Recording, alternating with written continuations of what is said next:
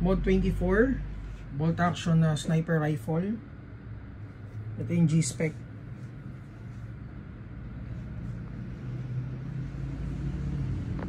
So pinalitan namin ng spring. Ang nilagay namin is Garder M190. So yun yung request ni Bossing. And then pakita ko lang sa inyo yung mga kasama dun sa box. So meron siyang kasamang .45. Ang ano nito, ang stock na FPS ilan? 520. So ayan, naglagay kami ng M190 Garder spring. So ito kasama din, I think sa swivel to.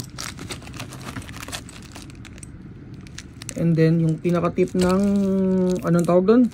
Sa suppressor. Kung gusto mong medyo umikli dito. So dalawang klase ang meron tayo for the Mod 24. Yung isa, yung walang suppressor.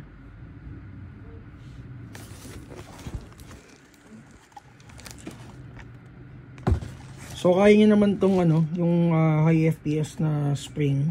Naka-upgrade naman na siya. Ayan, Mod 24X G-Spec. Sige, test natin. Medyo mahirap nga lang siya ikasa. Dahil siguro dun sa taas ng ano, spring.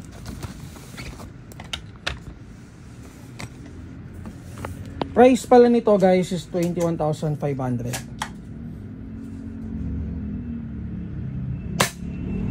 662.